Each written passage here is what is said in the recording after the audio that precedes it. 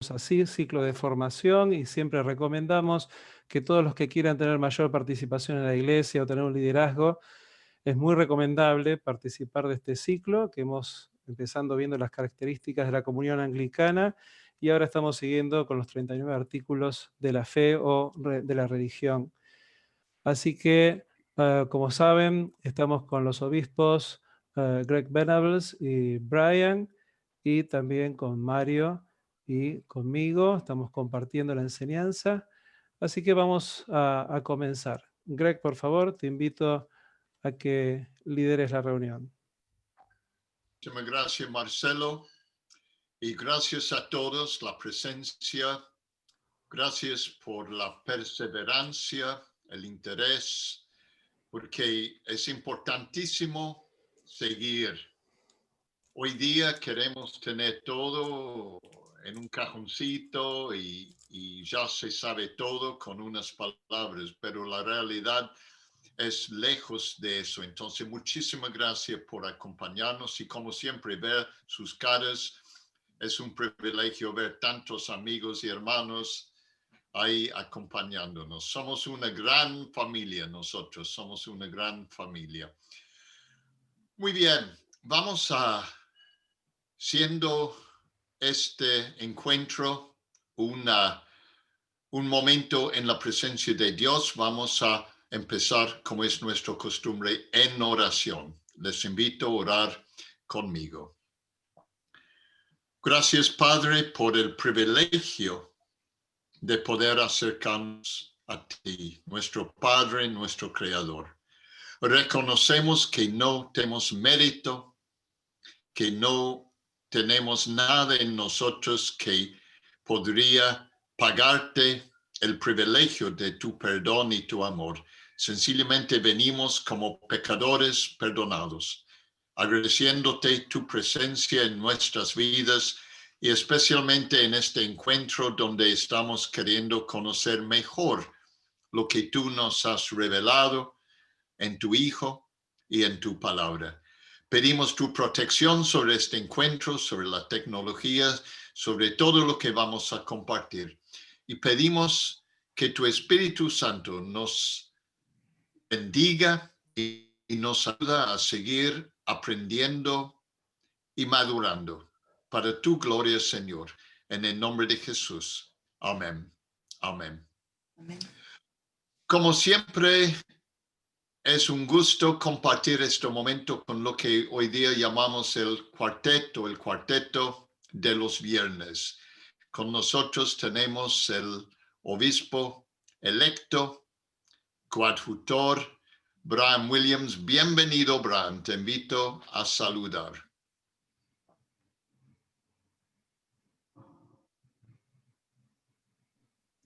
Hola, Greg. Hola a todos, ¿cómo les va? Estoy con algunos inconvenientes técnicos, pero acompañándolos, los estoy escuchando y en breve vamos a tener imagen también. Bueno, por lo menos un gusto escuchar tu voz, Brian. Gracias. Gracias. Por hablarnos. También el reverendo Mario Ágreda, rector de la parroquia de Lomas de Zamora, Santísima Trinidad. Bienvenido, Mario. Gracias por acompañarnos. El gusto es mío. Gracias, Greg. ¿Cómo están todos? Un gusto estar con ustedes nuevamente. Gracias, Mario. Y, como siempre, también el reverendo Marcelo Centurión, rector de la Catedral Anglicana San Juan Bautista en Buenos Aires. Bienvenido, Marcelo. Gracias por acompañarnos. Gracias, Greg. Un gusto, como siempre, seguir profundizando en la enseñanza. Gracias. Bueno, todos saben que estamos tomando tiempo en los 39 artículos. Y tal vez alguien te pregunta, pero ¿qué haces vos los viernes a la tarde? Y tú dices, estoy estudiando los 39 artículos. Y van a decir, ¿qué es eso? ¿Qué son los 39 artículos? Como sabemos, es un documento preparado en época de la Reforma con el objetivo, y es un objetivo importantísimo, de dejar bien claro qué es la doctrina básico de la comunión anglicana. En ese entonces de la Iglesia de Inglaterra, pero para nosotros hoy día, la comunión anglicana, una comunión de iglesias en todo el mundo, 164 países, 80 millones de anglicanos, 164 países, y tenemos en común no solamente el deseo de ser anglicano, eso sí, pero la fe cristiana, porque la fe cristiana es lo que Dios ha regalado a este mundo. No es algo que nosotros los humanos hemos inventado para explicar nuestra percepción de lo que es la realidad y por qué hay seres humanos, por qué existe el universo, y unos filósofos, teólogos han llegado a esta conclusión. Es una revelación. Dios se ha revelado. La Biblia dice, Juan capítulo 1, nadie ha nunca visto a Dios, pero su Hijo Jesucristo le ha revelado. Entonces vemos en primer lugar a Dios y sus propósitos en Jesucristo, pero también Dios nos ha hablado. Y siempre reconocemos como anglicanos que yo me someto a la palabra de Dios. No es que someto la palabra a mi entendimiento, a mi pensamiento. Yo me someto a esta palabra. Y los 39 artículos, que es un intento de dejar bien claro la manera de entender doctrina esencial del mundo anglicano, se basa en la palabra de Dios. Muchas veces hay que hacer la pregunta, ¿cómo sabemos? Y nosotros decimos sabemos porque Dios lo ha revelado. Una frase anglicana es, muéstrame algo que enseño que no está en la Biblia y voy a dejar de enseñarlo. Muéstrame algo que no enseño que está en la Biblia y lo voy a enseñar. Este es nuestro texto. Y aquí encontramos todo lo que Dios quiere que conozcamos. Y estamos siguiendo los artículos. Hemos considerado la persona de Dios, Padre, Hijo y Espíritu Santo. Hemos considerado la importancia de las Escrituras y los credos. Luego tomamos tiempo para entender lo que es el pecado y la salvación. Hoy día tenemos 3 temas muy importantes. Y para ser realistas, solamente hoy vamos a poder comunicar la base, la parte más básica de la esencia de estos temas. Y el primero es importantísimo.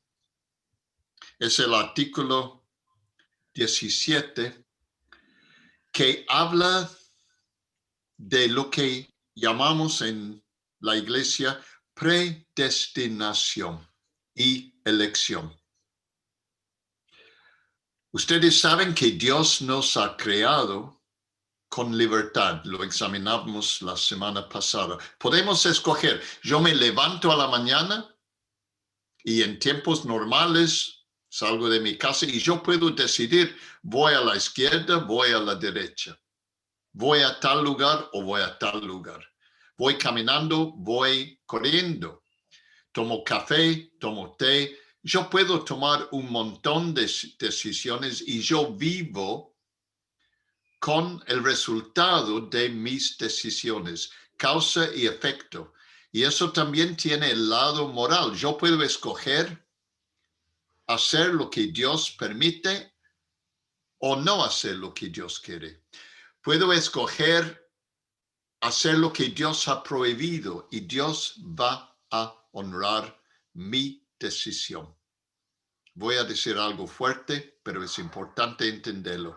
El infierno tiene llave adentro. Los que están en el infierno han escogido estar allí. No es la voluntad de Dios en ese sentido. Dios quiere que todos se salven. pero algunos no quieren, porque Dios respeta esa libertad. ¿Por qué libertad? Porque el amor no existe sin libertad.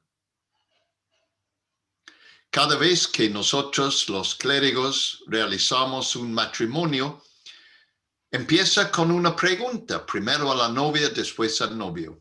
¿Qué es la pregunta? Bueno, en criollo, ¿querés casarte con él? Porque si no hay el deseo de hacerlo, no es lícito. El amor insiste en libertad. La justicia insiste en libertad. Entonces es importante reconocer que la Biblia habla de la voluntad de Dios y de la libertad del ser humano.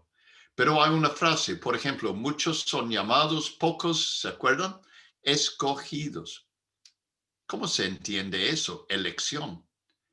Y para ayudarnos a caminar en este lugar muy profunda, pero muy importante, doy la palabra al reverendo Mario Ágreda. Mario, estamos en tus manos. Gracias.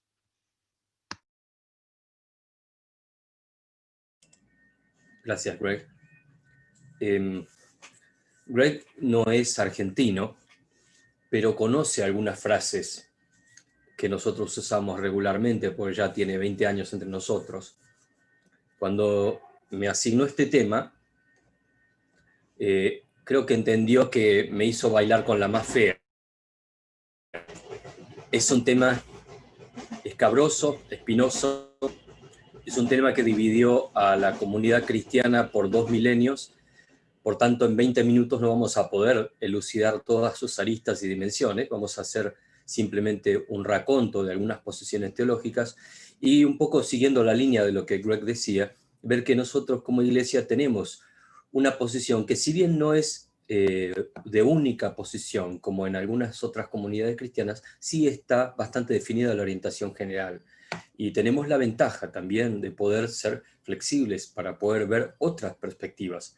Así que juntos vamos a ver el tema predestinación y elección. Si me permiten voy a poner la presentación.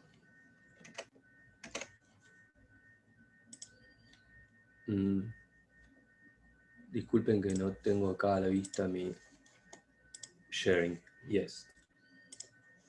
There we are.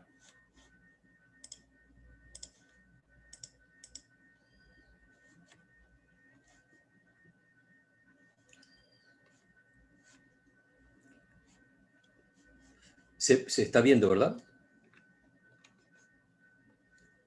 Sí, lo estamos viendo. Gracias. Gracias. No, yo no los veo a ustedes, por eso quería a ver si puedo ver al menos a los participantes. No.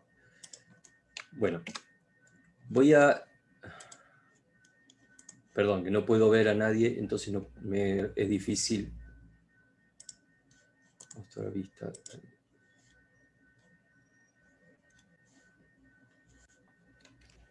Mario, mientras presentás, no podés ver gente. Perfecto. Hay alguien que quiere entrar. Voy a volver a proyectar.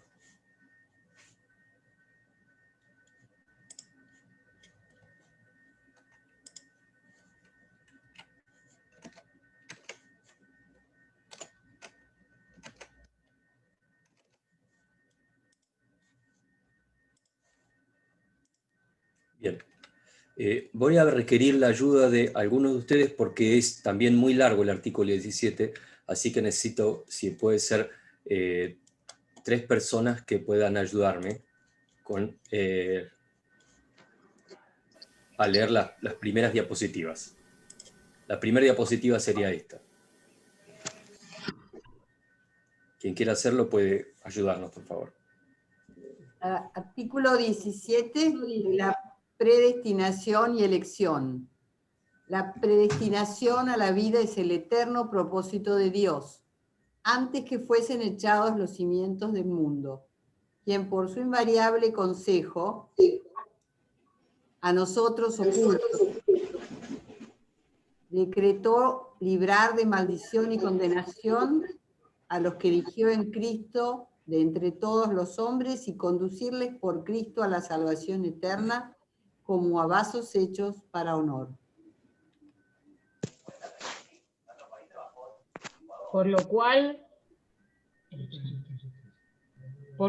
los que son agraciados con un beneficio tan excelente de Dios, son llamados según el propósito por su Espíritu, que obra en debido tiempo. Por la gracia obedecen a la vocación. Son justificados gratuitamente. Son hechos hijos de Dios por adopción. Son hechos conforme a la imagen de su unigénito Hijo Jesucristo. Viven religiosamente en buenas obras y finalmente llegan por la misericordia de Dios a la eterna felicidad.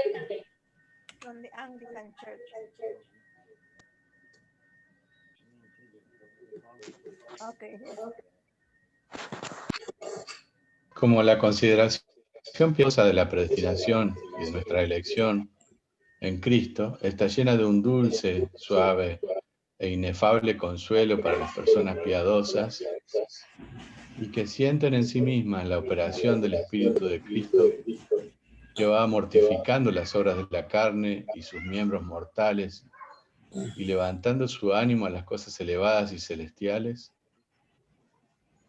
no solo porque establece y confirma grandemente su fe en la salvación eterna que han de gozar por medio de Cristo, sino porque enciende fervientemente su amor hacia Dios.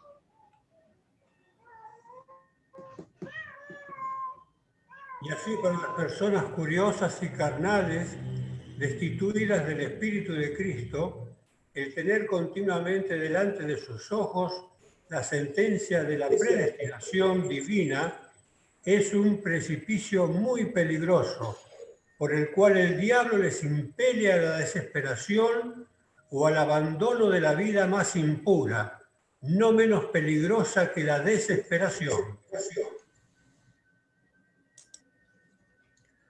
Muchísimas gracias. Como vimos, sé que en esta forma de elucubración de este artículo es como que estuviese en dos grandes áreas. La primera,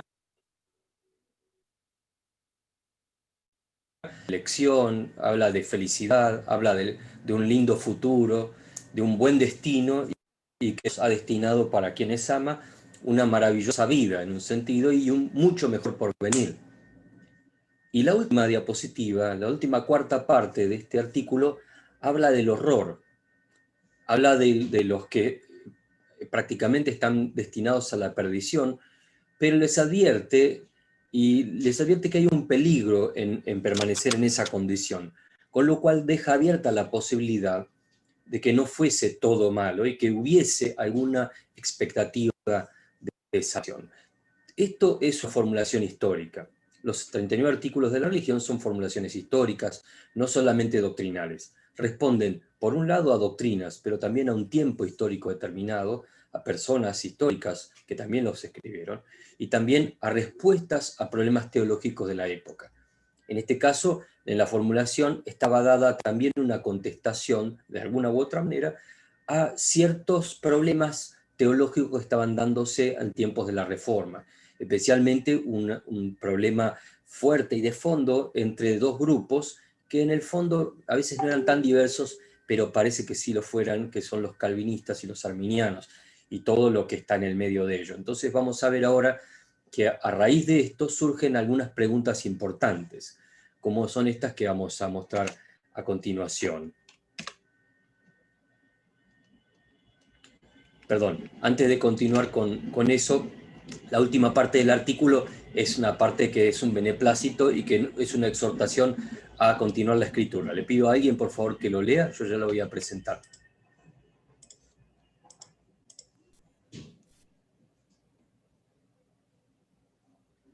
Además, debemos recibir las promesas de Dios del modo que nos son generalmente propuestas en la Escritura Santa y en nuestros hechos seguir aquella divina voluntad que tenemos expresamente declarada en la palabra de Dios.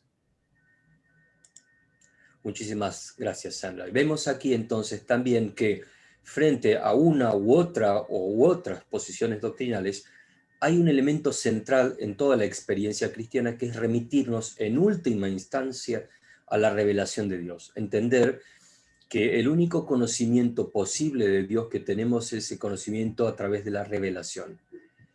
Vamos a estar hablando un poquito más de eso. Pero vamos a ver ahora algunas preguntas que quizás algunos de ustedes, o muchos de ustedes, alguna vez se han hecho o alguna vez han recibido. No son preguntas menores.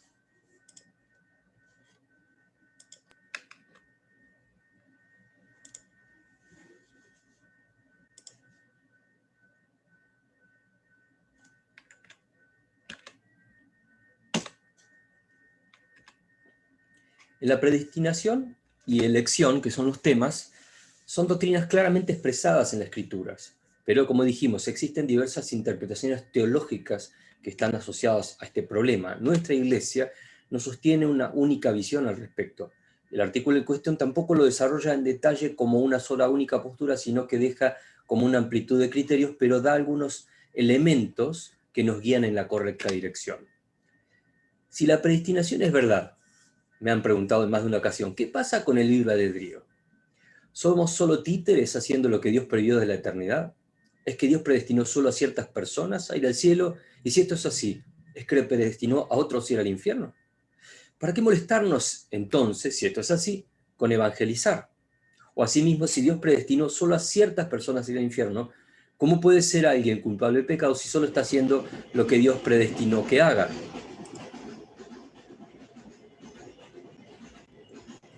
Yo les dije, me hizo bailar con la más fea, Greg.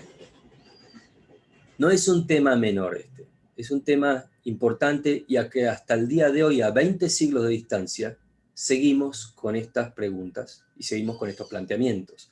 Las diversas confesiones cristianas tienen diversas posturas al respecto y, como en ciencia social se estudia, no son tipos puros.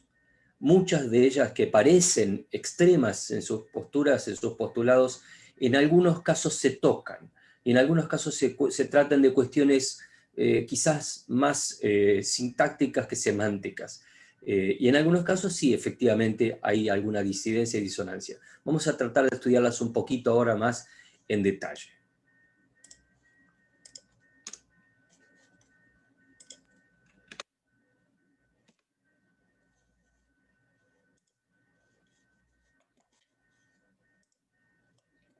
Vamos a empezar con una primera definición. Predestinación sería algo así como que Dios elige libremente a algunas personas a ser el especial objeto de su gracia y así recibir salvación eterna. Con esto estamos diciendo que toda salvación depende del factor gracia de Dios.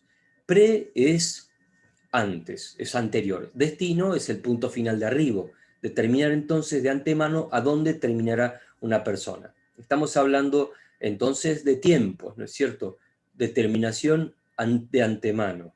Esto viene porque algunos pasajes bíblicos centrales nos llevan a pensar en esa dirección. Y acá voy a pedirles ayuda también. Que tengan todos sus Biblias, por favor, en sus manos, y si alguien puede ir leyendo una persona cada cita, porque si no es muy monocorde que yo les esté leyendo todas las citas, ¿está bien? Vamos a comenzar con la cita de Romanos 8, 29 al 30, que es la cita central en esta noche.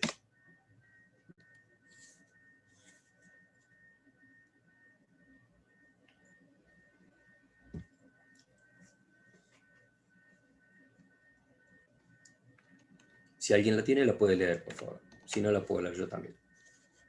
Porque a los que antes conoció, también los predestinó para que fuesen hechos conformes a la imagen de su Hijo, para que Él sea el primogénito entre muchos hermanos.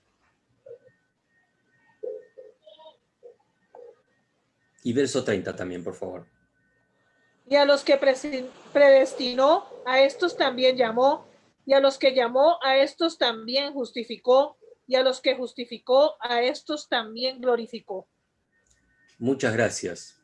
Aquí vemos, lo vamos a analizar con más detalle, que Dios predestinó porque conoció de antemano. Y a estos que conoció de antemano y predestinó, los llamó, los justificó y los glorificó. Hay un proyecto de Dios para esas personas. Siguiente cita, por favor, Primera de Pedro 1, del 1 al 2. Pedro, apóstol de Jesucristo, saluda a los que viven esparcidos fuera de su patria, en las provincias de Ponto, Galacia, Capadocia, Asia y Bitinia, a quienes Dios el Padre había escogido anteriormente, conforme a su propósito, por medio del Espíritu, los ha santificado a ustedes para que lo obedezcan y sean purificados con la sangre de Jesucristo. Reciban abundancia de gracia y paz. Muchas gracias. A esos elegidos entonces los llamó a su obediencia y a través de la misma a recibir la salvación por la sangre de Cristo. Siguiente, por favor, Efesios 1, verso 11. Sí, Efesios 1, 11. En Cristo Dios nos había escogido de antemano para que tuviéramos parte en su herencia, de acuerdo con el propósito de Dios mismo, que todo lo hace según la determinación de su voluntad. Gracias. La voluntad de Dios es inapelable, ¿no es cierto? Y hay gente que está predestinada entonces a recibir esta salvación. Primera carta de Timoteo, capítulo 2, versos 3 al 4.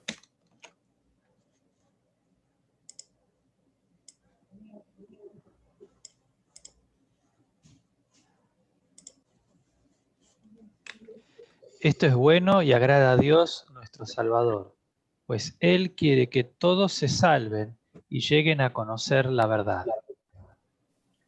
Gracias, Brian. Evidentemente aquí es claro que no pasaría a ser restringida la voluntad de Dios, sino amplia y universal, lo cual aparentemente entraría en conflicto con otros pasajes. Vamos a ver un poquito más después. Segunda carta de Pedro 3, verso 9.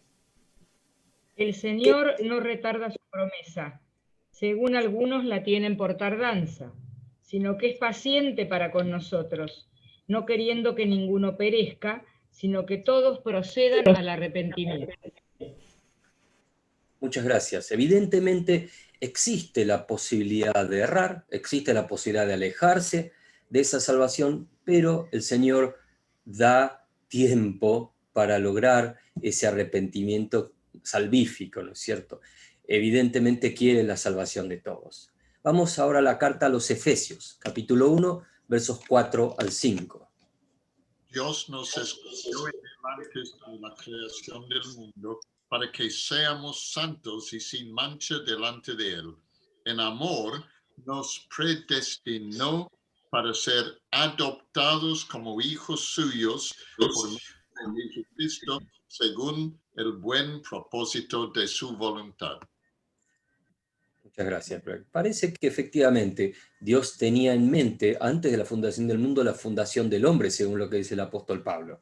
Era parte de su propósito y que el hombre fuese de determinada manera y, además, que compartiese su gloria de alguna manera a través de ¿quién? A través del amado, a través de Jesucristo. Y ahora vamos justamente a unas palabras de Cristo. El Evangelio de San Lucas, capítulo 7, versículo 30, donde vemos una triste conclusión también. Mas los fariseos, los intérpretes de la ley, desecharon los designios de Dios respecto de sí mismos, no siendo bautizados por Juan. Muchas gracias. Vemos aquí que es posible para el hombre también rechazar el propósito de Dios. Y tristemente el caso de los fariseos en este caso. Volvamos a las cartas de Pablo. Segunda carta de Tesalonicenses, capítulo 2, verso 13.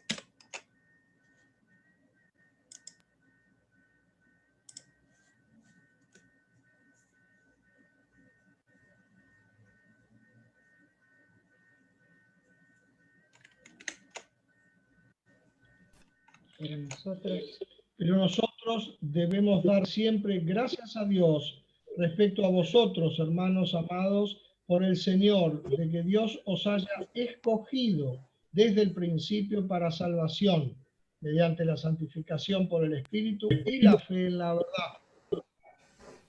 Gracias. Vemos el rol importantísimo del Espíritu de Dios, vamos a ver un poquito más eso, y la fe en Cristo Jesús para que el llamado sea efectivo, ¿no es cierto? Se logre el propósito de Dios, que es la salvación del ser humano. Y finalmente, volvemos ahora a la carta segunda de Timoteo, capítulo 1, verso 9. Segunda de Timoteo, versículo 9. ¿Qué capítulo 2, versículo 9? Dice. Capítulo 2 o capítulo 3, perdón. Sí, capítulo 1, versículo 9, por favor. 9, listo. Dice, Dios nos salvó y nos ha llamado a formar un pueblo santo, no por lo que nosotros hayamos hecho, sino porque ese fue su propósito y por la bondad que ha tenido con nosotros desde la eternidad por Cristo Jesús.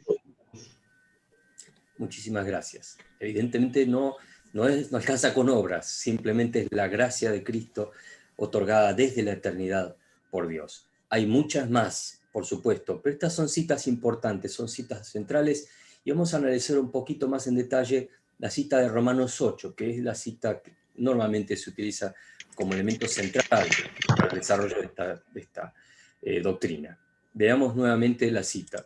Dice, porque a los que Dios conoció de antemano, y esta es una palabra importante, prognosco es, como sabemos, pro es antes, y ginosco tiene que ver, esa palabra griega, con las relaciones íntimas, con las relaciones de conocimiento profundo. Dios conoció desde la eternidad, como vimos, con profundidad al ser humano, y a ellos, a esos que los conoció, que tuvo ese predestinó, palabra priorizó sería un decreto, puso un límite previo, es decir, que los limitó desde salvación y al destino de ser transformados según la imagen de su proyecto inicial de Dios para el hombre. No era el hombre pecador de ninguna manera, no era el pecado siquiera, era el hombre hecho a imagen de Dios. Así dos, vemos que aquí la imagen del Hijo, el verdadero Adán, ¿no es cierto? El último Adán es la imagen que tienen que alcanzar aquellos que Dios predestinó a convivir con él en la eternidad. ¿Para qué? Para que Cristo sea el primogénito de entre muchos hermanos.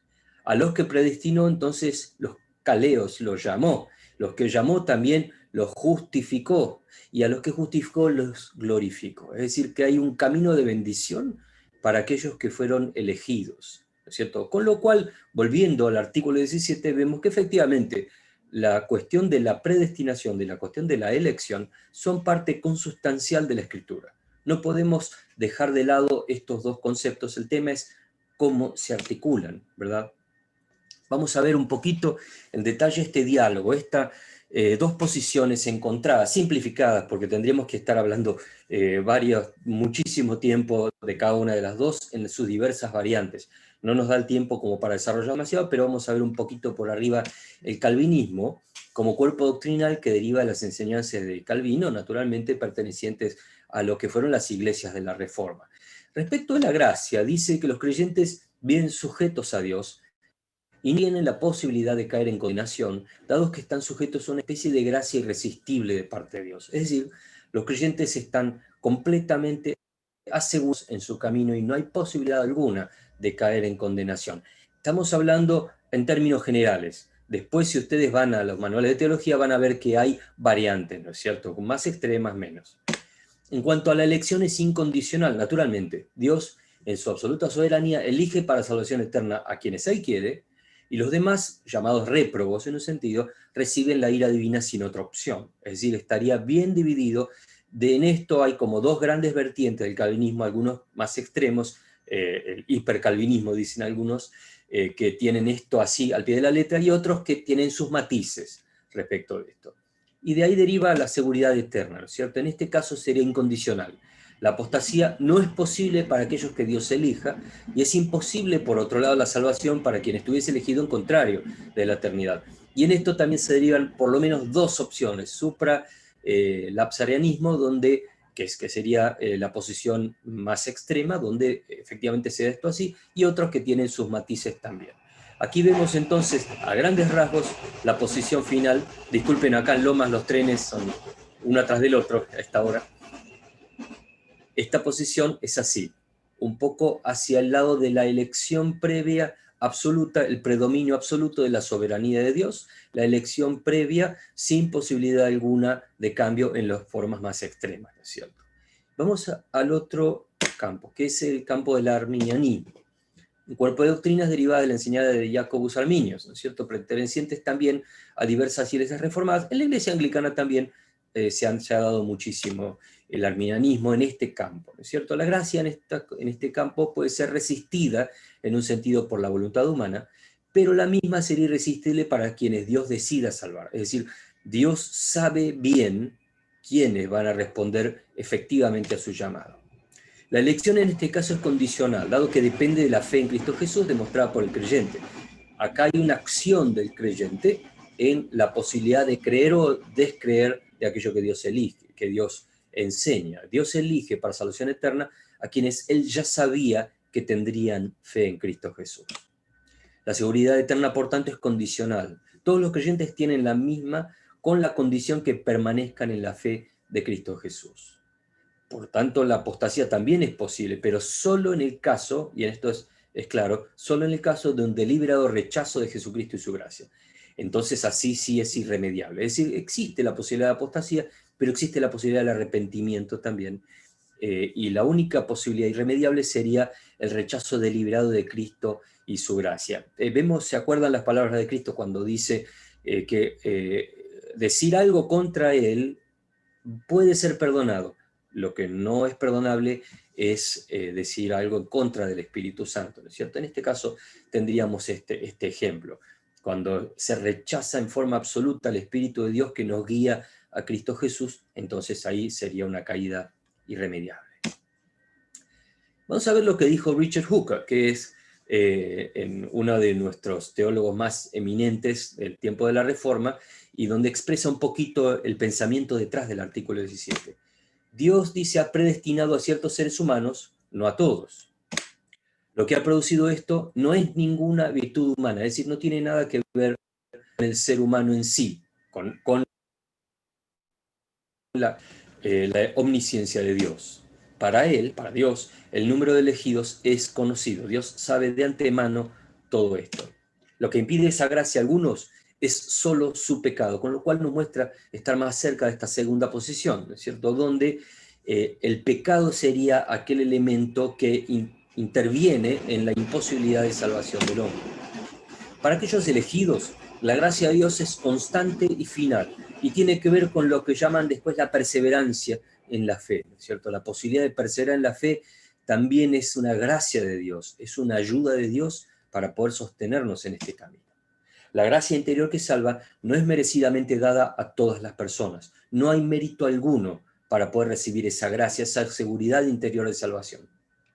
Ningún hombre, por otro lado, llega a Cristo si esa gracia interior del Espíritu no la trae. Evidentemente, es una gracia de Dios aún la atracción a Cristo. La diferencia la hace el hombre cuando acepta o no acepta esa gracia. Finalmente, no hay en ningún hombre la habilidad, la libertad o el poder de ser salvado. No está en nosotros eso, sino ninguna salvación es posible fuera de la gracia de Dios. Hecha por tierra, como vimos la semana anterior, en otro artículo, la posibilidad de que cualquier obra, por supererogación que fuese, nos pudiese poner en condición de gracia. La gracia es gracia, justamente, gratuita, imposible de alcanzar para el ser humano. Vamos a ver, para poder comprender esto con más detenimiento, algunos conceptos importantes. El primero, el tema del libre albedrío. Somos completamente libres de elegir amar a Dios o no. Hay una libertad en eso. Y justamente el domingo pasado veíamos en la cita del Evangelio, ¿no?, cuando le preguntan al Señor Jesús, ¿cuál es el mandamiento más importante? Él nos dice, ama al Señor tu Dios, ¿no? Cita de Deuteronomio 6, ama al Señor tu Dios con todo tu corazón, con todo tu ser y con toda tu mente. Al decir esto, nos está diciendo, es posible amar a Dios, pero tristemente es posible no amar a Dios. La libre elección de Dios, Él es independiente de nosotros en forma absoluta, es lo que llamamos un atributo no comunicable, eso es su posibilidad de ser independiente de la acción humana. Tiene el poder de elegir sin condicionamiento alguno, no podemos mover la mano de Dios, Dios se mueve solo. excepto violar su propia naturaleza. Lo que Dios no puede es hacer mal, no puede pecar. Omnisciencia, Dios todo lo ve, todo lo conoce, nada le es sorpresivo, tampoco le es extraño nada, pues no está limitado en su conocer ni en dimensiones espaciotemporales. Cuando nosotros analizamos, y este es uno de los escollos de todas estas doctrinas, porque humanamente tenemos que analizar las cosas en un entorno, en una dinámica espacio-temporal, a la cual Dios no está sujeto, ciertamente. Nosotros sí, pero Dios no. Ahí tenemos ya un problema, ¿no es cierto? Pero no es un problema para Dios. Dios todo lo puede conocer, ya lo sabe todo. Y finalmente tenemos que aceptar una realidad de esta limitación, que Dios es misterioso. Nosotros no estamos capacitados ni diseñados para conocer a Dios en su total plenitud, y mucho menos todo su pensamiento y toda su acción. Todo lo que conocemos de Dios es revelación de Dios. Por eso debemos coexistir con esta realidad. Hay que aceptar que muchas cosas no las vamos a saber con total fehaciencia porque es imposible conocer con nuestras limitaciones actuales. Lo que sí está en nosotros es ser fieles a la verdad revelada por Dios en la Biblia, la palabra de Dios. Por eso quiero terminar con una cita de este libro, un libro que les recomiendo naturalmente, el comentario de la carta a los romanos de John Stott. Cuando cita a Charles Simeon, nos recuerda el peligro de incurrir en dejar de lado la escritura en favor de tomar uno u otro sistema teológico, ¿no es cierto? Simeon dijo: cuando me acerco a un texto que habla de la elección, yo me deleito en la doctrina de la elección. Cuando los apóstoles me exhortan al arrepentimiento y a la obediencia y me indican mi libertad de elección y acción, me rindo completamente a ese lado de la cuestión. Finalmente, entonces, debemos tomar este consejo. Hay posiciones teológicas, y las habrá, muchas. Hay dificultades teológicas, y las habrá. Hay cosas que hace 2000 años que estamos discutiendo, y seguiremos quizás discutiendo, pero nosotros como cristianos tenemos que ceñirnos a la autoridad de la Escritura. Eso es central. La Escritura nos va a revelar a Dios, y la acción del Espíritu Santo en el corazón, en la mente, en todo el ser, es la que nos va a guiar a Jesucristo. Finalmente diría, y pensaba más temprano, ¿cuál es mi palabra final al respecto? Sigan a Cristo. Si seguimos a Cristo, Él nos va a llegar a toda verdad. Que así sea. Muchísimas gracias, Mario. Quiero recordarles a todos que estos encuentros se graban y todo está en YouTube. Entonces todos cuando hacemos el tiempo, porque esto es importante, tomamos tiempo para seguir considerando lo que Mario acaba de compartir con nosotros, es bien completo. Tomen tiempo para seguir pensando. Pero no olviden, la fe cristiana en primer lugar es conocer a Dios personalmente. San Anselmo, arzobispo de Canterbury, dijo: creo para poder entender. Creo para poder entender. Primero mi fe en Dios, conociendo a Dios. Y luego voy a ir entendiendo. En eso yo siempre tengo una imagen personal de un niño en los brazos de su padre, intentando de entender, pero finalmente descansando en la protección y el cuidado de su padre. Ninguna falta de entendimiento debe separarnos de Dios. Sigamos a Cristo, como dijo Mario.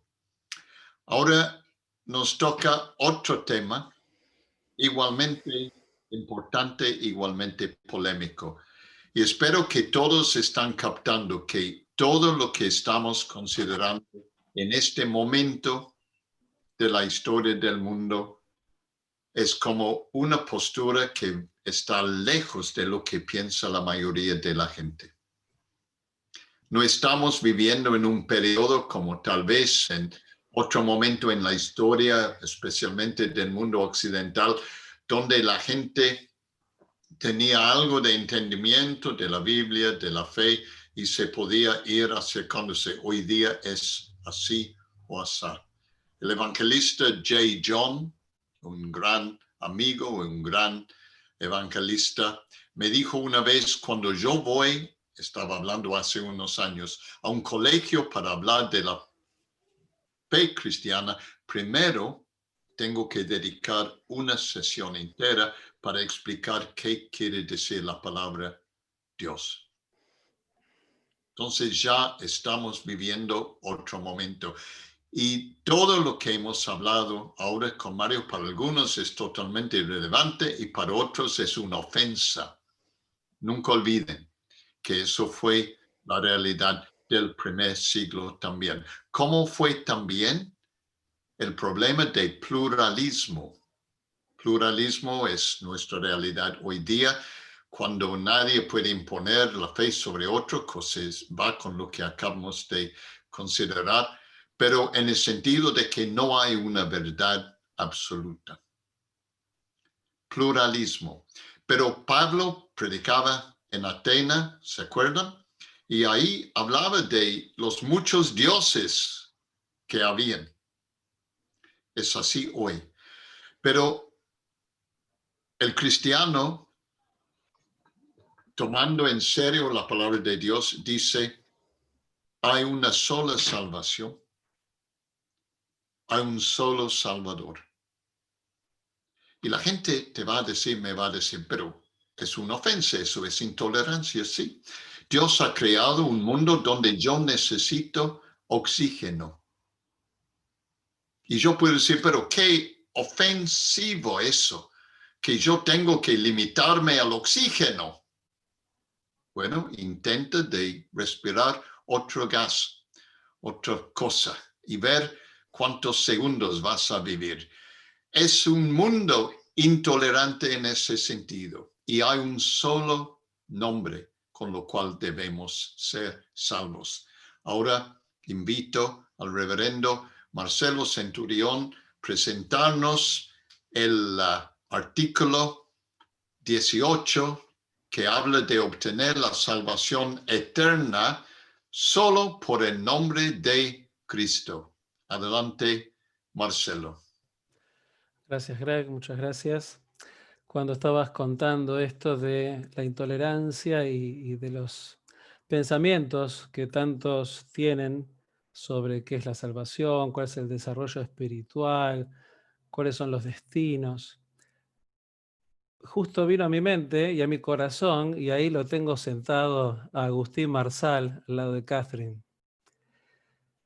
¿Te acordás, Agustín, aquella vez que me habías hablado, creo que más de una hora, afuera de Belgrano? Yo había salido de tocar el órgano, y vos, no sé por qué ese día estabas allá afuera, y me hablaste del Señor. Y creo que discutimos por decir algo, ¿no? ¿Quién sabe? Más de una hora. Y yo justamente di 1000 argumentos, ¿no? De que, bueno, no necesariamente tenía que ser Cristo. Y bueno, después los caminos fueron otros. También me acuerdo cuando... Así que gracias, gracias Agustín, porque vos fuiste la mano del Señor en diversos momentos. Y también me acuerdo de Bill, de Bill Philpotts, que él me decía, bueno, pero el Señor nos salva. Y yo decía, ¿y nos salva de qué? ¿No?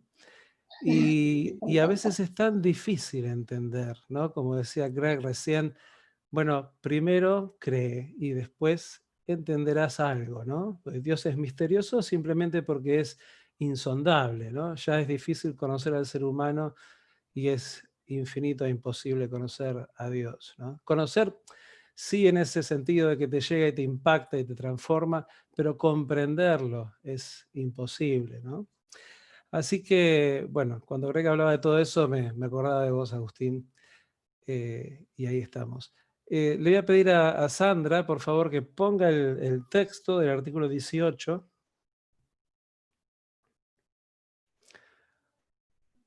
De obtener la salvación eterna solamente por el nombre de Cristo. Y acá dice algo que Greg estaba diciendo. En el tiempo de los griegos antiguos, de los romanos antiguos, había montones de dioses, ¿no? Creo, no me acuerdo de quién es la frase, pero alguno decía que a los romanos le nacían dioses en el jardín, ¿no? Porque tenían dioses por todos lados. Y hoy por ahí nos llaman dioses, pero tenemos dioses, ¿no? Las idolatrías solapadas y esta cuestión tan difícil de ver al verdadero, ¿no? Así que el artículo dice, deben asimismo ser anatematizados los que se atreven a decir que todo hombre será salvo por la ley, ya sea la ley de los judíos o la secta que profesa, cualquier otra idea, ¿no? Ser anatema es algo, no me sale ahora la palabra, que sería el sinónimo, pero justamente es condenar a algo que no es verdad, ¿no? Con tal que sea diligente en conformar su vida con aquella ley y con la luz de la naturaleza. Eso es algo, esto fue escrito por los tiempos de la Reforma, pero es algo que escuchamos hoy en día, ¿sí? Hoy en día, quién sabe por no discutir, algunos dicen, bueno, yo creo tal cosa, y el otro le dice, no, lo importante, ¿sabes qué? Es creer en algo. ¿No escucharon eso ustedes? Que están ahí compartiendo, no sé, la cola de la verdulería, y alguno dice, yo creo esto, yo creo en los platos voladores, y otro dice, mira, lo importante es tener fe, no importa en qué. Está bueno que vos creas en eso, porque bueno, crees en algo más allá de nuestra cultura, ¿no? Entonces lo importante es creer en algo. Y acá nos dicen, no, pará, la Biblia no dice eso, ¿no? Y a punto seguido dice, porque la Escritura Santa nos propone solamente el nombre de Jesucristo, por medio del cual únicamente han de salvarse los hombres. Le voy a pedir a Sandra que ponga la cita bíblica, Hechos 4:12. Porque, bueno, el artículo dice eso, pero no hace la referencia. Y acá está, Hechos 4:12. Dice, de hecho, en ningún otro hay salvación, porque no hay bajo el cielo otro nombre, el de Jesucristo, dado a los hombres, mediante el cual podamos ser salvos. Entonces, no es algo que los creyentes sacamos pensando todo lo que dice la Biblia, o razonando durante toda la Biblia, decimos, bueno, Cristo tiene que ser el único, ¿no? No, hay citas que se refieren a Él, que es el único, ¿sí? O sea, por su nombre, por Él, se llega al Padre, por Él se llega a la salvación. Y yo quiero leerles Juan 14:6, donde Jesús dice esta frase lapidaria, ¿no? Que cuando nos la enseñan, o por ahí también cuando nos están evangelizando en su momento, o cuando nosotros evangelizamos a otros, recordamos que Él dice, yo soy el camino, la verdad y la vida. Nadie viene al Padre sino por mí. ¿Mm? Y ahí Jesús no deja, no hay tutía, ¿no? Es decir, yo soy el camino por el cual llegás. Yo sé la verdad, ¿sí? Solo yo, ¿sí? Y después la vida. O sea, si vos querés estar conectado a la vida, y tenés que creer en mí. Y está esa imagen tan hermosa de los sarmientos injertados, y que si los sarmientos se salen del olivo principal, solamente sirven para que los echen a la basura y se los queme. Entonces, yo soy el camino, la verdad y la vida. Nadie viene al Padre si no es por mí. Ahí cuando evangelizamos a alguien o cuando estamos por ahí discutiendo de apologética, siempre decimos, bueno, Jesús o era quien decía ser, o era un loco o un mentiroso. Si es un loco, si es un mentiroso, no nos sirve la Biblia. ¿Sí? Porque si es un mentiroso, bueno, ¿por qué lo hacía? ¿Para ganar plata? Sabemos que no. Si es un loco, bueno, ¿qué estamos siguiendo a un psicópata? También sabemos que no. Entonces nos queda la única alternativa. Oye, está diciendo la verdad. Y cuando, claro, uno le habla al mundo de esto, empiezan a buscar vueltas, ¿no? ¿Y qué hacemos con esto? Porque él dijo, yo soy el camino, la verdad y la vida. Y habrá querido decir, no, pero termina el párrafo, si no es por mí, nadie llega al Padre. Y sabemos que el Padre es Dios, que es el creador, el sustentador, el salvador. Y me estoy refiriendo así a Dios porque Dios es trinitario. Así que tenemos la afirmación directa en Hechos 4:12 y la frase de Jesús de sí mismo, ¿no? En Juan 14:6. Ahora les voy a leer Juan hacia el final y me voy a poner otro par de anteojos.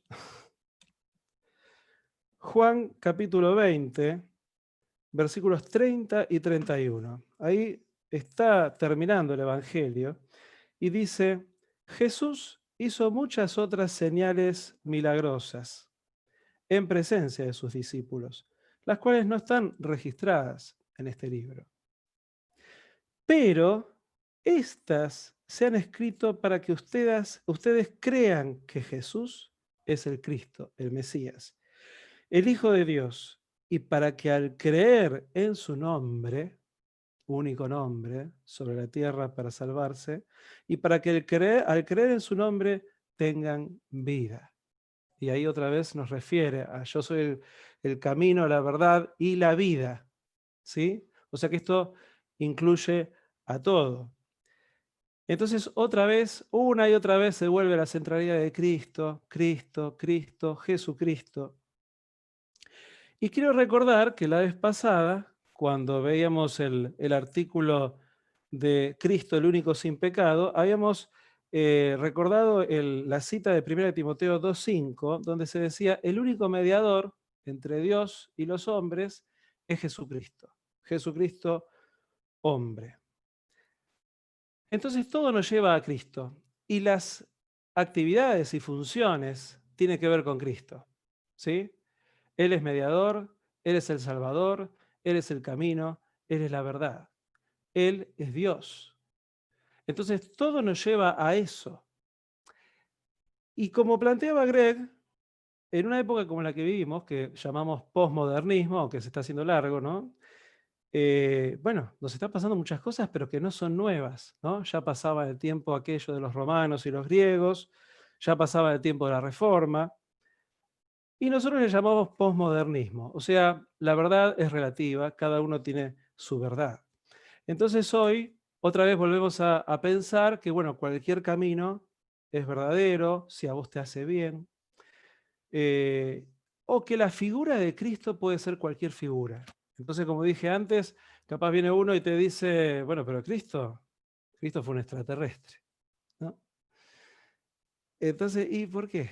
Pero vos leíste Ezequiel, cuando aparecía esa visión, los ovnis, y Cristo debe ser extraterrestre, ¿no? Entonces, ¿qué figura tenemos de Cristo? Y Cristo era solamente un profeta, Cristo era el maestro, pero nada más. Entonces, las cuestiones vienen por, o tenemos cualquier camino, o Cristo es cualquier otra cosa de la que es. Y esto es una batalla, ¿sí? Sabemos que, bueno, el diablo está vencido, pero tiene permiso para andar por ahí y tentar y confundir, ¿sí? Lo primero que hace el diablo desde el Génesis es decirle a Adán y Eva, mirá, te dijo tal cosa y ahí ya está mintiendo, ¿no? Y después te dijo, no, pero dijo otra y no es exactamente así, ya está tergiversando. Y en eso vivimos. Y por eso decimos que el camino es de fe. Entonces, el posmodernismo nos presenta esa relatividad. Y es una tentación, porque hoy por hoy uno de los valores más grandes es aceptar, es tolerar, ¿sí? Cosas que por supuesto Jesucristo hacía. Jesucristo lo primero que hace es ponerse en tus zapatos. Siendo Dios, se hace un ser humano. O sea que quiere vivir todas las que vivimos nosotros y conocer bien desde nosotros, ¿sí? Sin ninguna duda, se hace un ser humano. Pero no dice, bueno, todo es válido, ¿no? O todo da lo mismo, o todos los caminos llevan a la salvación. Esta es la gran tentación. Y por eso dice, solo por mí se llega al Padre.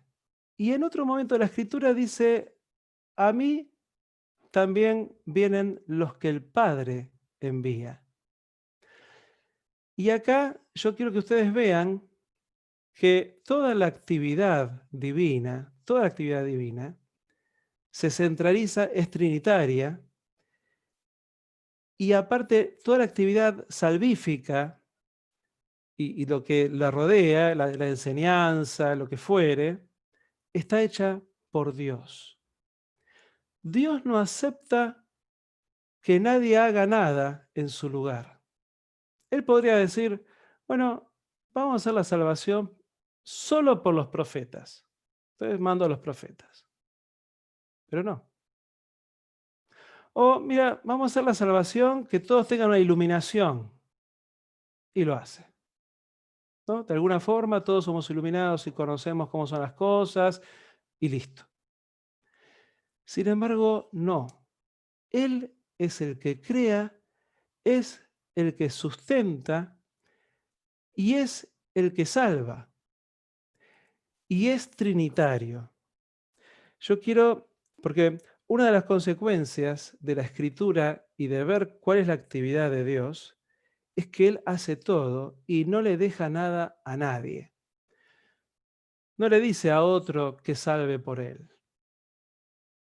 Por eso, al menos yo personalmente, descreo de los iluminados. Yo descreo de aquellos que dicen, tenemos un representante y lo que él diga es palabra santa. Tenemos un representante de Dios y lo que él diga es palabra santa.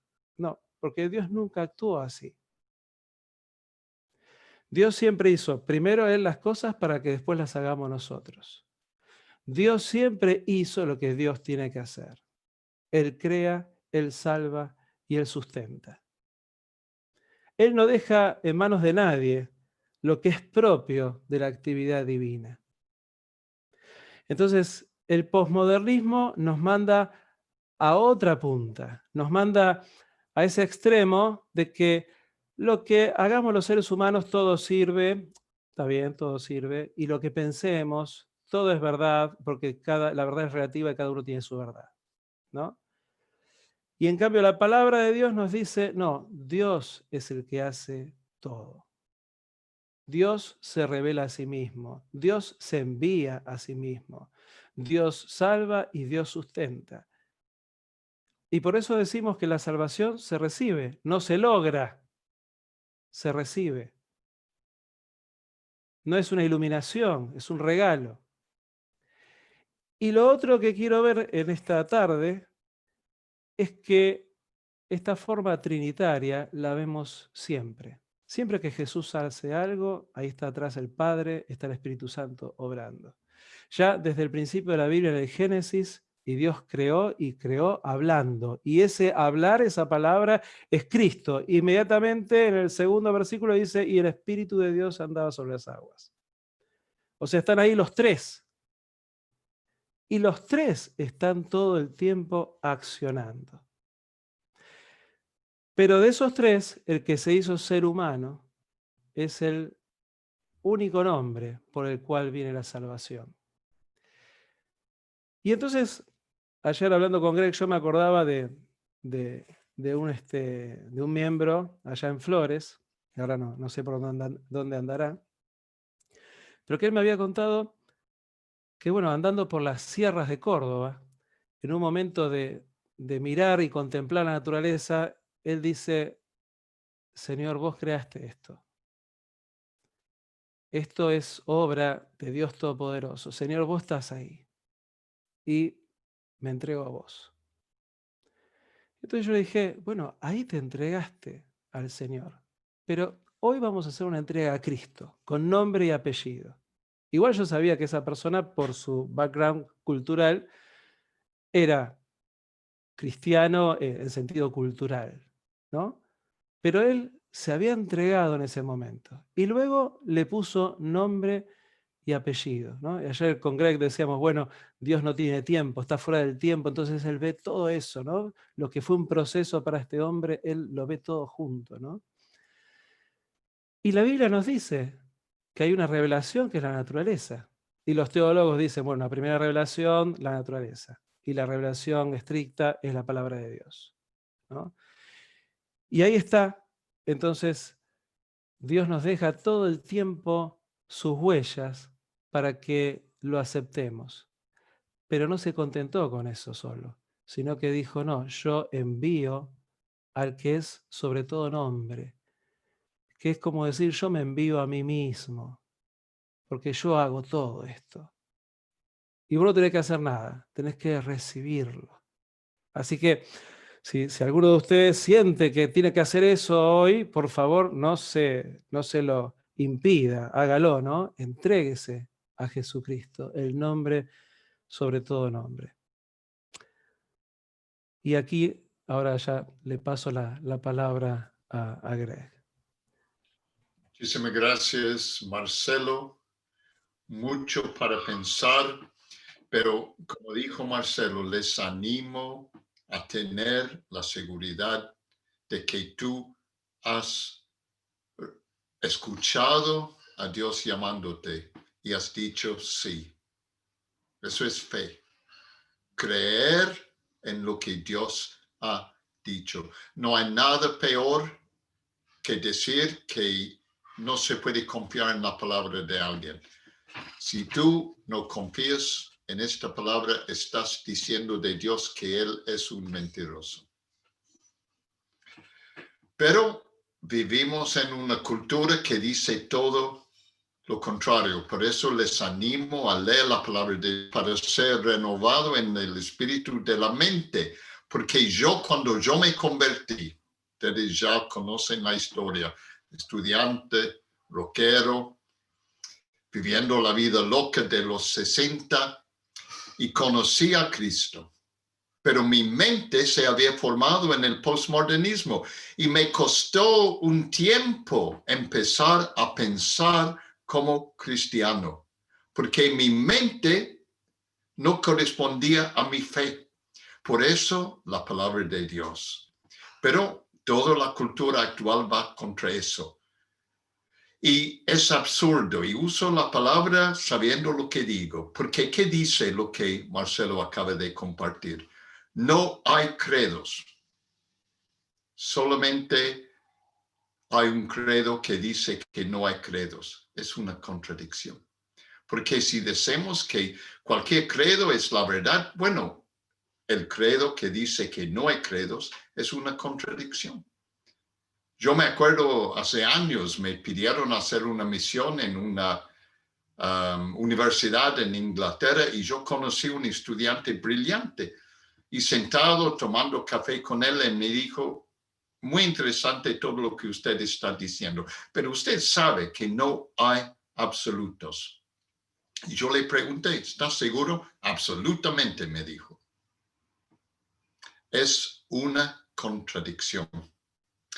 Ahora vamos al final, al próximo tema para esta tarde, que es el tema de la iglesia. Y no es fácil, porque muchas veces la iglesia nos da más problemas que cualquier otro aspecto de la fe cristiana. Para Silvia, mientras que ella subía en el moto de su novio, motochoro, en su minifalda sin casco, estoy hablando de hace más que 50 años o mucho más que 50 años. Los cristianos, los de la iglesia, eran los que estaban mirando por las cortinas, criticando a ella sentado detrás de su novio. O cuando ella caminaba en la calle para bailar, colmena, minifalda, tacos. Los cristianos, los de la iglesia, eran los que le observaban por la cortina para criticar. Eso para ella fue la iglesia. Y en un sentido tenía razón, pero la iglesia es la familia de Dios. Entonces no podemos evitar el tema. Invito al obispo Brian abrir para nosotros los artículos 19 y 20, la iglesia y la autoridad de la iglesia. Bienvenido, Brian. Muchas gracias, Greg. Sí, la verdad que uno sale con esa pregunta primero. ¿Qué es la iglesia? ¿Qué viene a tu mente cuando uno escucha la palabra iglesia? Si es el edificio, si es la gente, si es la jerarquía. ¿Qué connotación tiene? Si es, suena como una melodía, como un perfume, la palabra iglesia, o suena como algo pesado, o algo malo, o como decía Greg recién, algo que condena. ¿Cómo suena la palabra iglesia y qué es la iglesia en definitiva? Me gustaría compartir entonces el primero de estos artículos, que es el número 19, para que lo leamos y a partir de ahí seguir reflexionando. Y el artículo 19 dice: la iglesia visible de Cristo es una congregación de hombres fieles, en donde se predica la pura palabra de Dios y se administran debidamente los sacramentos, conforme a la institución de Cristo en todas las cosas que por necesidad se requieren para los mismos. Y dice, así como la iglesia en Jerusalén, la de Antioquía, la de Alejandría han errado, así también ha errado la iglesia de Roma, no solo en cuanto a su vida y forma de ceremonias, sino también en asuntos de fe. Y para seguir avanzando, San Agustín de Hipona hacía una distinción o llamaba de dos maneras a la iglesia. Decía que había una iglesia que era visible y una iglesia invisible. La iglesia visible es la que nosotros vemos y conocemos, la que vemos los domingos, hoy quizás a la distancia, por Zoom o por YouTube, pero normalmente en tiempos normales la que asistimos los domingos, con quienes nos reunimos, las personas, la gente, la jerarquía, los pastores, los ministros. Esa es la iglesia visible, la que nosotros podemos ver, apreciar, comprender, la que viene a nuestra mente por nuestros ojos, por nuestros sentidos. Pero después también, decía él, hay una iglesia que es invisible. Y la iglesia invisible es la iglesia de Cristo, que está conformada íntegramente por verdaderos creyentes que han nacido de nuevo. Y uno podría decir, pero ¿acaso no es lo mismo la iglesia visible que la invisible? Debería ser lo mismo. Pero según dice San Agustín, y yo estoy de acuerdo, ojalá lo fuera, pero lamentablemente no lo es. Porque la iglesia visible, también hay personas que en apariencia forman parte de la iglesia, integran esta iglesia que nosotros son personas con las cuales nos vemos los domingos o incluso en estudios bíblicos o lo que fuere, pero que uno se pregunta, y a la luz de lo que compartió Greg, Mario, Marcelo, ¿estarán en el cielo? ¿Estarán en la presencia de Dios después? ¿Forman parte de la novia de Cristo? ¿De la iglesia que es santa, que es perfecta, que es pura? Porque si uno no entregó verdaderamente su vida a Cristo, podrá formar parte de la institución iglesia. Pero más importante, forma parte de la iglesia verdadera. Está unido a Cristo, que es la cabeza, es parte de ese cuerpo. Entonces hay ahí una distinción. La iglesia visible es la iglesia, si ustedes quieren, más institucional, más de reuniones, más de encuentros. Pero la iglesia invisible es la iglesia espiritual. Y en este sentido, podemos ver en la palabra, cuando Jesús nos da la parábola de la cizaña y el trigo, ¿no? Ustedes se van a acordar que Jesús dice en esa parábola, bueno, el Señor les dice, pero ¿quién habrá plantado esta cizaña dentro del trigo? Y el dueño del campo dice, déjenlas crecer juntos. Pero va a venir un momento donde se va a separar la cizaña del trigo. Crecerán juntos por ahora, pero va a venir un día, el día de la siega, donde van a ser separadas. Donde lo que hoy es iglesia visible se va a separar y vamos a ver quiénes son los realmente salvos por la gracia de Dios. Y también otra parábola, ¿no? Cuando Jesús dice, muchos me dirán en aquel día, Señor, Señor, ¿no profetizamos en tu nombre y en tu nombre no expulsamos demonios e hicimos muchos milagros? Entonces les dirá claramente, jamás los conocí, aléjense de mí, hacedores de maldad. Y Jesús, al hablar ahí en Mateo, dice que va a separar unos de otros también. Entonces, hoy convivimos en la iglesia visible, el trigo y la cizaña. Convivimos juntos. Pero en la Jerusalén futura vamos a ver la iglesia que es invisible a nuestros ojos hoy. No a los ojos de Dios, pero a nuestros propios ojos.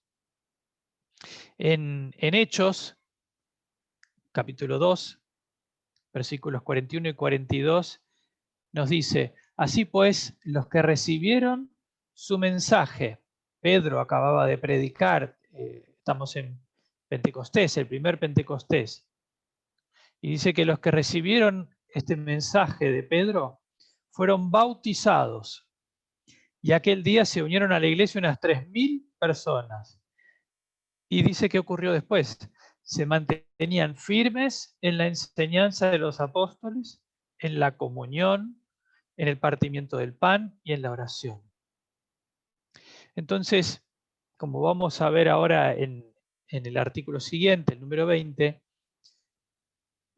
en esta iglesia visible hacemos cosas, tenemos ritos, tenemos cosas que nos ayudan a formar parte de esa iglesia invisible, que nos ayudan a sentir más cerca la presencia de Dios, de recibir esa gracia de Dios, de poder predicarla, de poder ejercer nuestros dones, de poder servir a los demás, de poder tener una raíz más profunda en Dios, de ser llenos de su Espíritu Santo. Y por eso acá dice que fueron bautizados y además compartían el partimiento del pan, la Santa Cena. Estos dos sacramentos principales que nos dejó Jesús para que nosotros mismos hagamos. El partimiento del pan y el bautismo. Pero también se mantenían firmes en la enseñanza de los apóstoles. Lo que nosotros hacemos cuando abrimos la palabra, abrimos la Biblia. ¿Cuál fue la experiencia de los apóstoles? ¿Cuál fue su enseñanza? Y cómo al abrir la Biblia nuestra propia vida es iluminada, renovada, transformada, sanada. Ya lo hacían ahí. Y dice que estaban en comunión, en común unión, o sea, estaban unidos, como expliqué la vez pasada. Si nosotros siguiéramos leyendo, veríamos qué significaba esto, que tenían todas las cosas en común, porque estaban unidos. Esto es ser iglesia visible. Los sacramentos, compartir la palabra, tiempo de oración, tiempo de alabanza. Ustedes saben que uno de los símbolos del judaísmo es la estrella de David. La estrella de David está formada por dos triángulos que están superpuestos o entrelazados, donde, según el judaísmo, uno de estos triángulos apunta hacia abajo y otro arriba, queriendo significar donde Dios se revela hacia el hombre, hay una unión de arriba hacia abajo, del cielo hacia la tierra, pero también de la tierra hacia el cielo. Porque los seres humanos tenemos hambre de Dios, nacimos con la necesidad de Dios. Entonces, en el judaísmo lo figuran de esta manera a través de la estrella de David.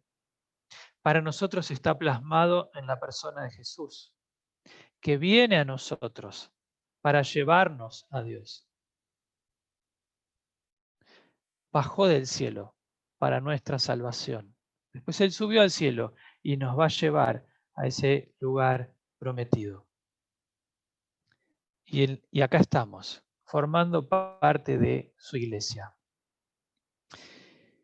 Pero la iglesia puede fallar, es inerrante. Y la verdad es que la iglesia puede fallar. La Biblia es inerrante, pero la iglesia puede fallar. Como terminaba recién el artículo 19, la iglesia de Alejandría se ha equivocado. La iglesia de Jerusalén se ha equivocado. La de Antioquía. Y dice la de Roma, por supuesto en el contexto del tiempo de la Reforma. Quiere remarcar lo de Roma, pero como diciendo, no es que estamos diciendo que la de Roma ha fallado, sino que nos hemos equivocado como iglesia muchas veces, pero nos vamos corrigiendo unos a otros. Porque es la Biblia la que nos falla. Por eso es que la Biblia es la que nos ayuda a comprender quién es Dios. Y el artículo 20 de la autoridad de la iglesia sigue en esta línea. Dice, la iglesia tiene poder para decretar ritos o ceremonias y autoridad en las controversias de fe. Sin embargo, no es lícito que la iglesia ordene cosa alguna contraria a la palabra divina que está escrita, a la Biblia. Ni puede exponer una parte de las escrituras de modo que contradiga a otra. Por ello, aunque la iglesia sea testigo y custodio de los libros sagrados, nos han sido entregados. Con qué amor, con qué respeto, con qué reverencia tenemos que cuidar esto que nos ha sido legado. Y así como no debe decretar nada en contra de ellos, la iglesia visible no puede ir en contra de lo que dice la palabra de Dios. Así tampoco debe obligar a creer cosa alguna que no se halle en ellos como requisito para salvación. Lo que no está en la Biblia, no podemos agregarlo, no podemos decir algo distinto a lo que está acá. No podemos agregar algo como requisito para ser salvo si no está en la palabra de Dios. Por eso, ¿la iglesia ha errado? Sí. ¿Se equivoca? Sí. Y se va a seguir equivocando. Y aprenderemos. Y Dios nos va guiando en este proceso de ser discípulos suyos, hijos suyos. Por lo tanto, la autoridad para nosotros como cristianos no está en la jerarquía, no está en lo que dicen las personas, sino en la Biblia. La iglesia trata de exponer la Biblia, de presentar la Biblia, de ayudar a comprender el mensaje. Como Mario nos iluminaba acerca de la tensión entre el libre albedrío y la predestinación. En poder escudriñar, discernir las escrituras y cómo llevarlas a nuestra vida. Eso es lo que hace la iglesia. Pero la iglesia siempre está sujeta a la revelación bíblica. Vos y yo estamos sujetos a lo que dice la Biblia. No podemos pretender salirnos de lo que dice la Biblia. Por eso me gustaría terminar con una historia, un cuento de una persona ficticia llamada Mariano Peláez, que él, vamos a suponer que era miembro de mi iglesia, y él decía, Brian, yo no estoy de acuerdo con lo que están haciendo en tu iglesia, para mí están equivocados. Y yo le digo, bueno, somos iglesia. Cuando una persona llega acá, se da cuenta de que nos equivocamos en muchas cosas, pero vamos aprendiendo. Y dice, no, yo voy a buscar la verdadera iglesia. Y entonces yo le digo, Mariano, adelante, no hay problema. Las puertas están abiertas para entrar y también para salir.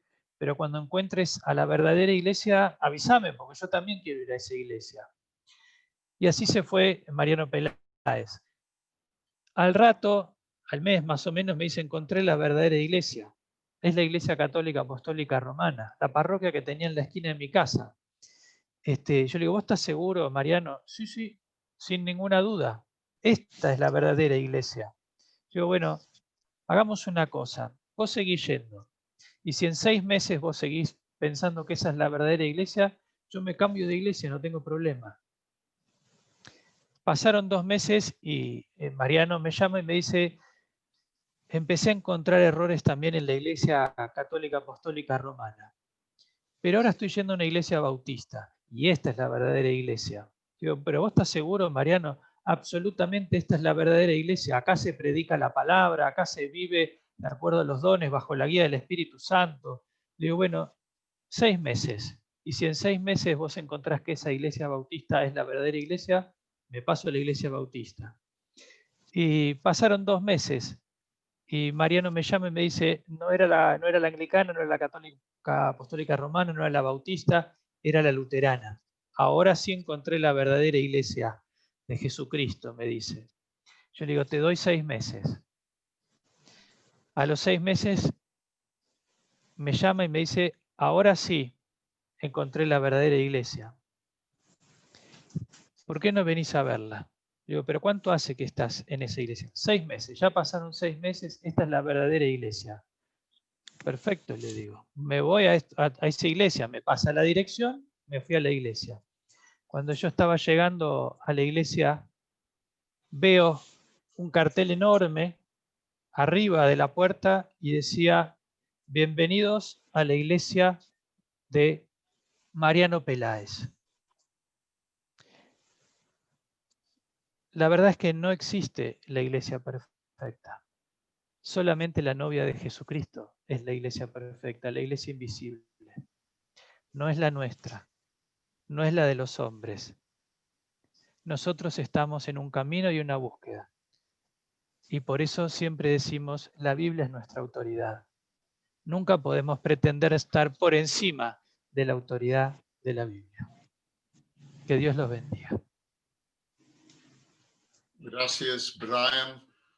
Me encanta la ilustración que Brian usa. Yo siempre lo tengo presente porque él y yo, ustedes también seguramente, todos hemos conocido una cantidad de Marianos Peláez que sencillamente están buscando algo hecho en su imagen, donde ellos son autoridad. Me asusta que hoy día hay líderes en las iglesias que se han autodenominado apóstoles. ¿Ustedes pueden creer eso? Hay personas que se llaman, yo soy el apóstol fulano. No entienden la palabra apóstol. El apóstol, bíblicamente en griego, es el mensajero. Es el pibe que tú dices, quiero tomar mate, tráeme agua. Y él te trae el agua.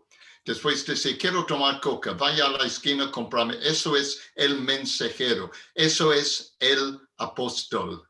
No esa gente con jinetes que andan no en la cárcel como Pablo, sino en hoteles de 5 estrellas y se creen autoridad. Hay una sola autoridad en la iglesia, Jesucristo, y Él es humilde. Él vino para lavarte los pies.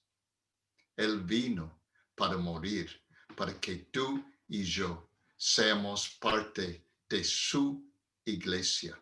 Edificaré mi iglesia, dijo Jesús. Solamente habló de la iglesia 2 veces, pero dijo, edificaré mi iglesia. Yo soy miembro de la iglesia de Jesucristo. Y sabe, cuando tú y yo estamos en su presencia, no hace falta que yo te miro a ti para criticarte. No hace falta que tú me mires a mí para criticarme. Los dos estamos mirando a Él.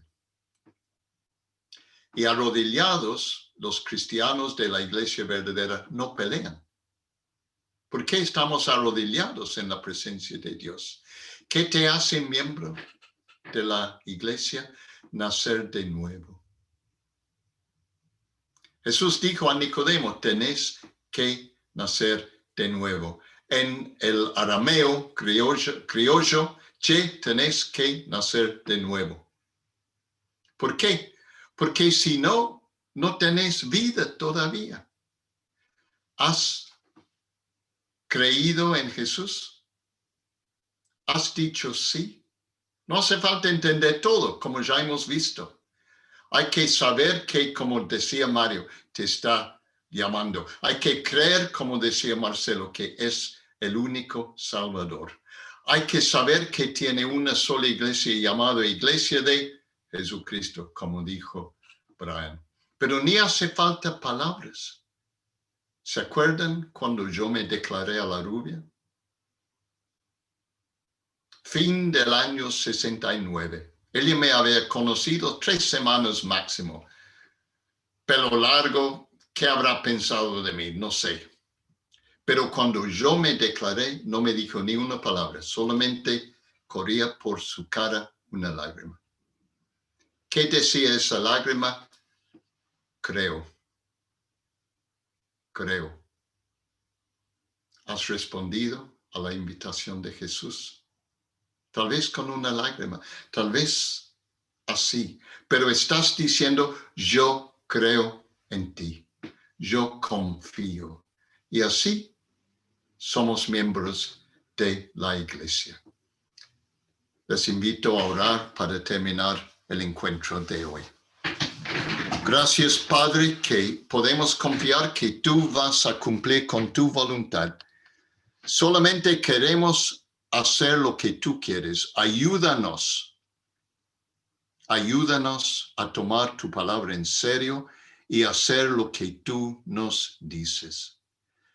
Queremos confiar en el Salvador que tú has nombrado.